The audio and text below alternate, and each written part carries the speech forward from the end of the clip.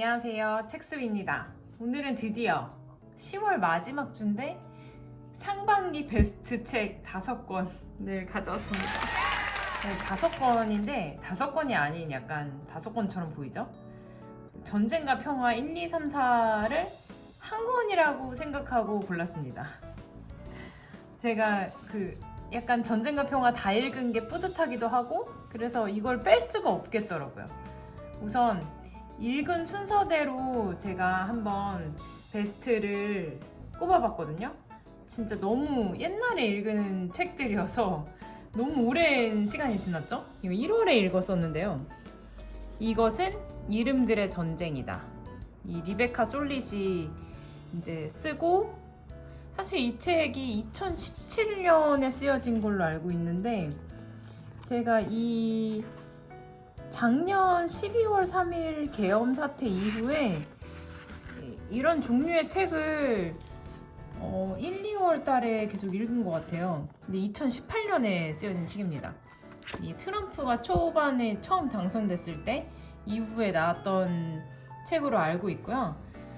제가 기억을 되살려서 생각을 해보면 이 책을 읽으면서 왜 우리가 애써 외면하려고 피곤하다고 생각하는 것들을 신경을 써야 될까라는 고민 아니면 질문에 대해서 약간의 답이 된 것 같긴 해요. 그 중에 이제 제가 쓴 문장입니다. 우리가 사적인 삶에서 늘 깨어있는 의식으로 사는 비결은 그런 이야기를 볼 줄 알며 직접 말하는 사람이 되는 것입니다. 내가 뭔가 엄청 크게 관여를 해서 세상이 바뀌거나 이런 건 일어나지 않는다고 생각하긴 해요. 그렇지만 이 사적인 삶에서 이런 삶도 굉장히 영향을 주변 사람들에게 주면서 우리가 살아가고 있잖아요. 그리고 우리도 누군가에게 영향을 받으면서 살아가고 있는데 깨어있는 의식이라는 단어? 그 문구? 이렇게 살아가고 싶다는 생각을 하긴 하죠. 그런 이야기를 볼 줄 알며 직접 말하는 사람. 저는 개개인이 다 특별하게 자기 자신의 이야기를 할 줄 알아야 된다고 생각을 해요. 그리고 그 이야기들이 모두가 각자 굉장히 특별하다고 생각하긴 합니다. 그래서 저는 올해 시작한 모닝 페이지로 아티스트 웨이에 나오는 저 자신의 이야기나 다른 사람들의 이야기를 들려줄 수 있게 하는 방법을 좀 고민하고 있어요. 그래서 여러분들도 자신의 이야기를 글로 한번 써보면서 풀어나가는 건 어떨까 하는 생각을 굉장히 많이 하고 있습니다. 그런 면에서 저의 올해 초반 많은 것들을 바꿔준 책이기 때문에 베스트 책 중에 하나로 선정했습니다. 두 번째는 잠수 한계 시간입니다. 율리체가 쓴 책이고요. 이 심리 스릴러라고 되어 있는데 여기 소개에는 저는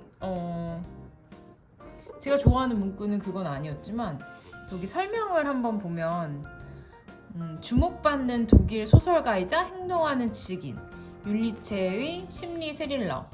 이제 현실에서 도망치고 싶은 세 남녀의 욕망과 증오, 집착이 부르는 위험한 게임이라고 하는데 전 이게 막 엄청 그렇게 불안정하고 스릴러까지 느껴지진 않았고 그냥 여러 가지 질문을 많이 던져주는 책이었고 생각보다 이 소설에서 작가 자신이 많이 빠져 있고 이거를 되게 담백하게 쓸 수 있었다는 사실이 조금 놀라웠던 소설이었어요. 그래서 제가 이 율리체 작가의 아이들 버전 책을 수업을 진행을 했거든요. 근데 그 책도 되게 잘 썼습니다. 우리들의 재판을 하겠습니다 라는 책이거든요. 어쨌든 이 잠수 한계 시간이 율리체의 가장 유명한 책은 아니에요. 어떤 소송이라는 책이 있는데 저는 이 책을 읽어서 이걸 이제 골랐고요. 좀 불편하게 자면서 자기 자신을 더 잘 이해하기 위해 사람들은 아주 먼 곳으로 떠나는 법이다. 이게 저는 그렇게 느껴지긴 했었거든요. 나를 잘 알려면 나를 좀 분리해서 멀리에 두면 나를 조금 더 객관적으로 이해하는 데 도움이 된다? 또 그러면서 제가 또 다시 요즘에 글쓰기에 좀 빠져 있어가지고 또 얘기를 할 것 같은데, 자신의 이야기를 글로 쓰면 굉장히 놀라운 일이 벌어지거든요.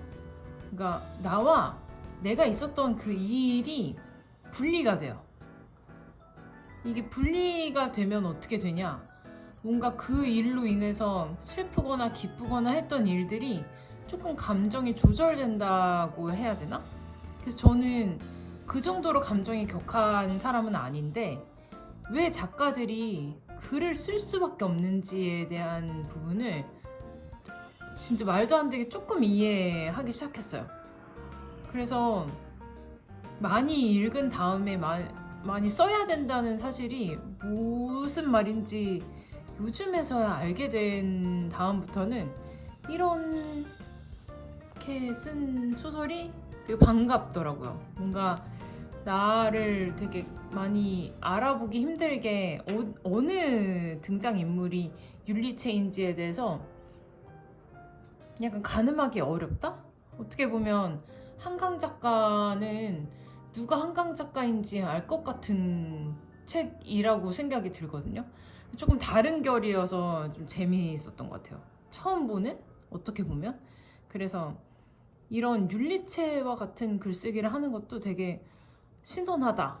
나는 아마 이 정도의 글쓰기이지 않을까? 한강 작가처럼 이렇게 눅진하게 이렇게 녹여내는 글쓰기는 저는 아예 안 되거든요. 그래서 뭔가 어떤 힌트 같은 느낌이어서 좋았습니다. 다음은 제가 너무 좋아하는 꼭 맞는 책, 저자님, 지혜님. 이 책은 사적인 서점을 운영하고 있는 책방지기 중에 한 분인 정지혜 님이 쓴 세 번째인가 네 번째 책인 것 같죠. 제가 다 읽었거든요. 근데 왠지 이게 시의적절하게 저한테 가장 와닿았던 이유 중에 하나는 문장에 책을 좋아한다. 이 한 문장이 한 사람을 어디까지 데려갈 수 있을까? 제가 책을 굉장히 좋아하잖아요. 근데 이 책을 좋아한다는 게 과연 나를 어디까지 데려갈까가 이제는 또 궁금해지기 시작했어요. 서점을 열게 됐잖아요. 좀 진짜 그 책을 좋아한다는 게 이런 일까지 벌이게 될 거라는 상상을 해본 적이 없거든요. 근데 이렇게 서점을 열고 올해 정말 독서 모임과 여러 저자들 섭외하고 기획하는 게 너무 신났어요. 그리고 이런 일이 어디까지 이어질지 사실 너무 기대되고 어디까지 갈지 궁금하고 그런 면에서 굉장히 좋은 책이었습니다. 이 누군가에게 딱 알맞은 책을 골라주는 그런 기쁨이 얼마나 큰지 저는 매번 이렇게 하면서 느끼거든요.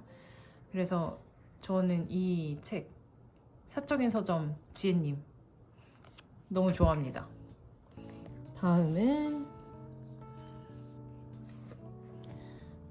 눈이 보이지 않는 친구와 예술을 보러 가다.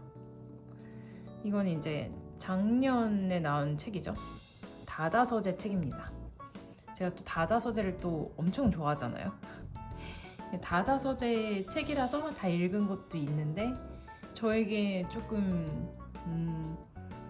편견이라고 해야 될까? 아니면 이 알지 못하는 세상에 대해서 알려주는 책들을 좋아하긴 해요. 제가 여러 사람의 인생을 살아볼 순 없잖아요.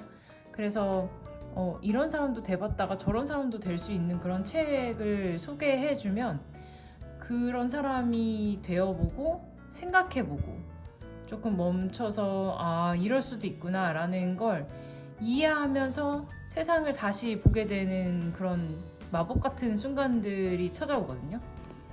그래서 이 책이 좋았습니다. 시라토리 씨는 언제나 알기 어려운 것, 혼란스러운 것, 정답이 없는 의문을 사랑한다. 약간 비슷한 것 같아요. 저도 언제나 알기 어려운 것, 그리고 혼란스러운 것, 정답이 없는 의문. 제가 아이들과 그리고 다른 사람, 모든 사람들에게 그 질문, 좋은 질문은 답을 할 수 없는 거라고 하거든요. 계속 고민하게 만들고 그 답을 찾게 만드는, 내가 그 답을 찾기 위해서 이것도 보고 저것도 보게 할 수 있는 그런 질문이 굉장히 좋은 질문이다 라는 생각을 합니다. 그래서 저도 시라토리 씨처럼 알기 어려운 것, 그리고 굉장히 혼란스럽게 만드는 것, 정답이 없는 이 질문, 의문을 굉장히 사랑합니다. 그래서 이 책 사랑합니다. 그리고 마지막, 이제 전쟁과 평화입니다. 전쟁과 평화는 우선 이 읽은 걸로 만족을 하고 싶긴 해요. 아직 독후감을 못 썼습니다. 써야 되는데 너무 한 얘기가 많아서 방대해가지고요. 제가 이 1, 2, 3, 4권 이 1812년 나폴레옹이 모스크바를 쳐들어간 그 시기를 다루고 있습니다. 이번에 중학생들하고 전쟁 관련된 걸 하고 있는데, 제가 그것뿐만 아니고 모든 독서 모임에서 또 1812년을 모든 독서 모임은 아니지만 이제 얘기가 나올 때마다 가끔씩 등장을 하거든요. 1812년이. 제가 1812년 그 1812 서곡을 굉장히 좋아하는데 왜 그 1812년이 어떤 일이 있었는지를 정확히 모르고 있었을까요? 약간 그것도 굉장히 웃겼어요. 왜냐면 제가 역사를 지금 비어있는 칸을 조금씩 채우고 있거든요. 소설이나 비문학 전부 다로 해서. 역사가 너무 광범위하잖아요. 너무 방대하고 하나씩 채워가는 기쁨이 또 남다르더라고요. 그래서 1812년이 이렇게 채워지면서 뭔가 퍼즐 한 조각이 맞춰진 그런 느낌이긴 합니다. 굉장히 재밌었고요. 1, 2, 3, 4권을 다른 분들하고 같이 읽지 않았으면 절대 못 읽었을 책인 것 같아요. 조금 약간 난이도가 있긴 합니다. 우리가 역사의 그런 현상들을 합리적으로 설명하려고 애쓸수록 그것들은 우리 눈에 더욱 비합리적이고 불가해한 것이 되어버린다. 굉장히 그 재밌는 지점 중에 하나가, 저는 소설을 읽어야 되는 이유가 이 전쟁이나 역사에 대해서 쓴 비문학이 굉장히 많잖아요. 근데 그것만으로 설명할 수 없는 일들이 너무 많아요.